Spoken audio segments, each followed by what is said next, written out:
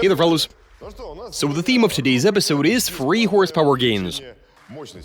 I suggest we crank the compression ratio up to a ridiculous number to unlock some extra horsepower. Let's do this.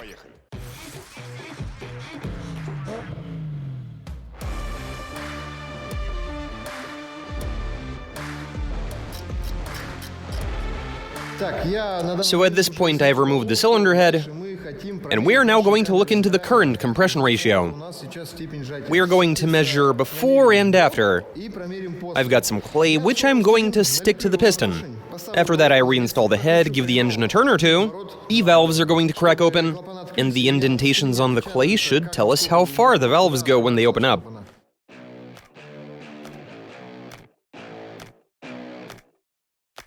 So look here, guys, now we're going to discuss a bit of basic theory.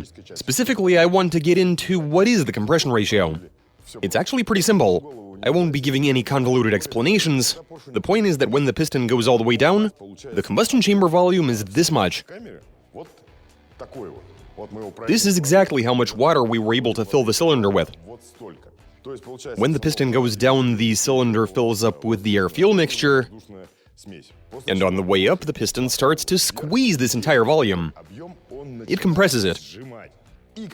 And once it has compressed all of it and made its way up to top dead center,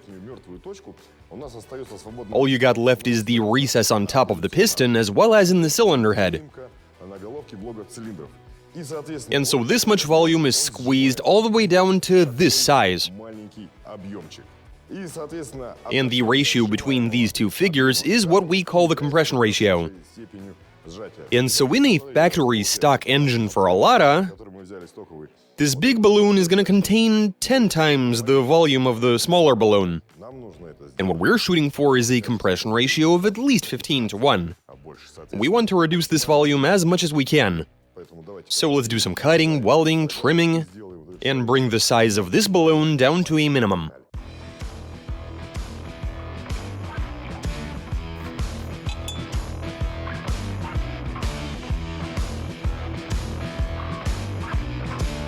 So in order to reduce this volume, we need to shrink the combustion chamber somehow. And to do that, we're going to be machining the cylinder head. We've removed 1.25 millimeters of material from the cylinder head. We thought that there is no need to remove any more, but if it turns out to not be enough, we'll do some more machining. That covers the head side of things. Now let's discuss the pistons. On this piston right here, we've mocked up the shape of the combustion chamber. As for why we've done that, I'm going to be welding some additional material, some aluminum to the top of this piston. Bits of aluminum plate. And the point is to make sure that it goes no higher than this mock-up.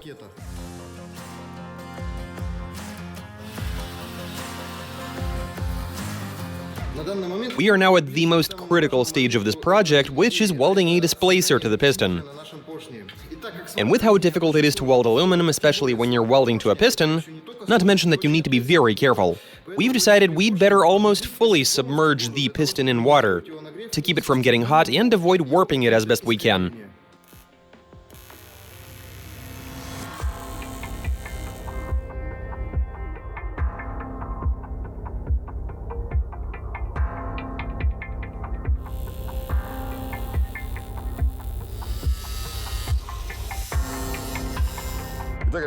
So look here, guys, let's discuss the combustion chamber. Here we have the cylinder head. We've done some machining to it, all of that is nice and flat. As for the pistons, well, the heads were not perfectly flat. As we all know, they have those recesses for the valves. That, of course, increased the combustion chamber's volume. But look here. We have welded on a so-called displacer to this here piston. And when the piston makes it into the top dead center position, the displacer is going to reduce the volume of the combustion chamber dramatically. Like, it's going to make for a really big difference. And now that the extra material is welded onto the pistons, the next thing for us to do would be to work out the change in the compression ratio. We won't be able to work it out to the cubic millimeter, but surely we can get a rough estimate, right?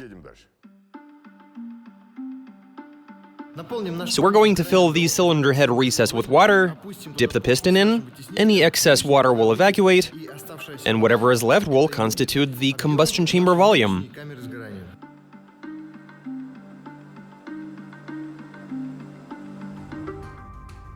Okay, we've done our measurements, and the compression ratio works out to be 22:1. That's with one head gasket, but we decided it's a bit much, and so we're going to install a second head gasket, which will bring it down to 16:1.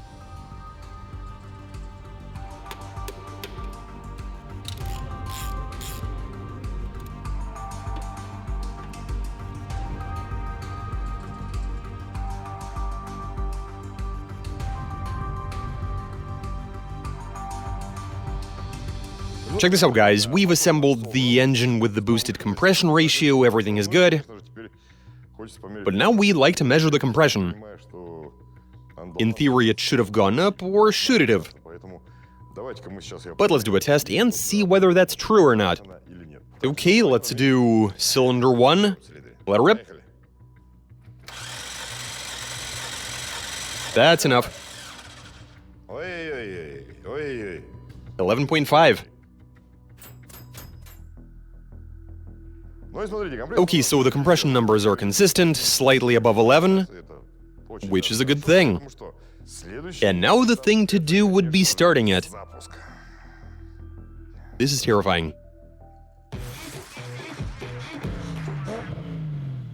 Okay guys, we are ready. The tank is filled with regular 92 octane gasoline, though I would have preferred we used something with higher octane, like at least a 98 or 100. But we can use 92 octane for a start. Though for a high compression ratio, higher octane would have been preferable. I mean, a 16:1 compression ratio is pretty damn high. But alright, go ahead and start it for me, and let's see what happens.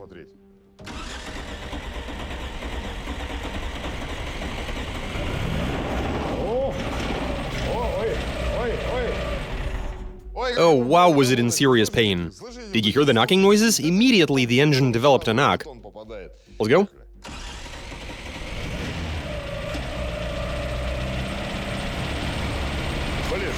The amazing thing is that it's running pretty well. Very smooth. Even cold, the engine is running pretty well. But I still think we should try filling the tank with 100 octane. You can't get fuel with a rating that's any higher, at the pump at least.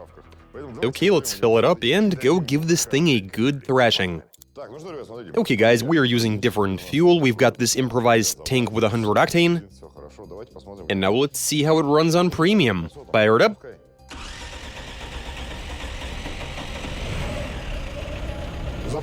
It wasn't super eager to start up just now, but it did start and it's now running.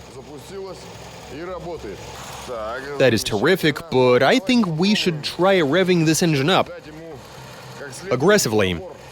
See what sort of noises it's gonna make. There's 100 octane for you.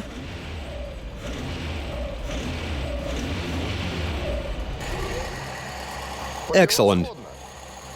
And it's maintaining idle, look at that. Okay, let's get out onto the road and see how it drives. We have the performance figures for this particular car with the stock engine, but let's see how this very same engine, but with a higher compression ratio do. Alright, let's get to it.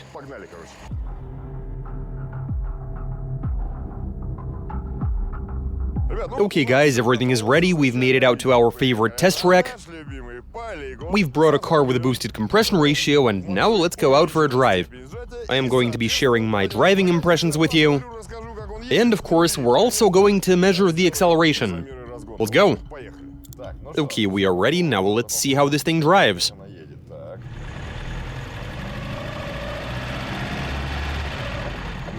Oh, it sets off very well. I just shifted to second at a fairly low speed, and it's accelerating.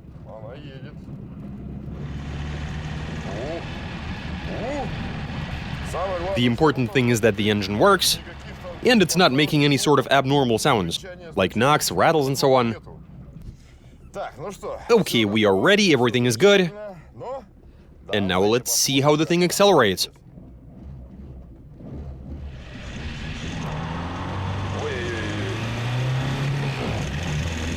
started making noises once I went for a second.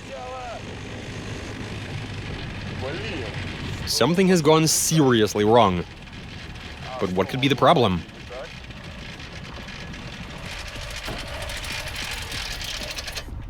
Ой-ой-ой-ой-ой-ой-ой. Ой-ой-ой. Ой-ой-ой. I think something might have broken off. Блин. Seriously, though? Could have disintegrated. Yeah, that's enough. Enough. Wouldn't want it to catch fire or something. It's obvious what happened. Something broke. Like, I know what's broken, it's your car. Alright, let's head back to base and identify the issue. Let's go. Look at Cyril, man.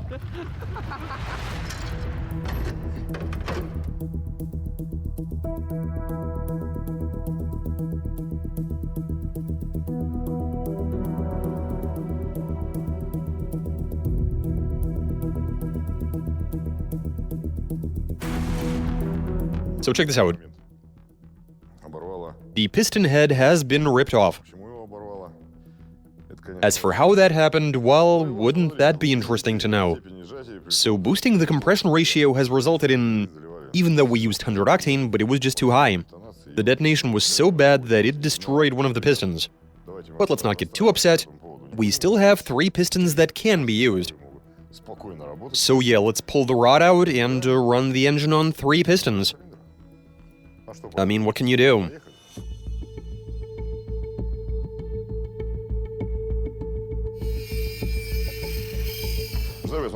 Check this out, guys. We've assembled the engine with 3 cylinders, but we didn't just do that. We've also cranked the compression ratio up to 22:1. That is just crazy, but let's fire it up and see how it's going to feel. Go ahead, fire it up, and let's see.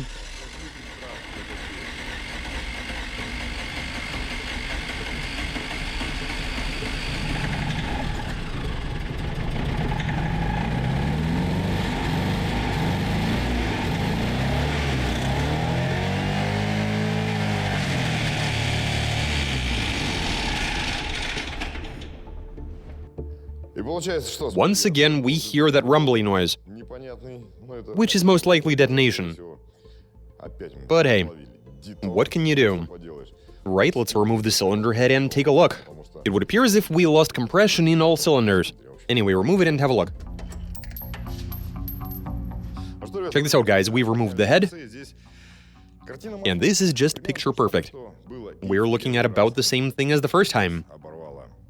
One of the displacers broke off, and this piston is damaged in the exact same way as that other one. And I don't think that this is occurring due to the fact that we welded on some displacers.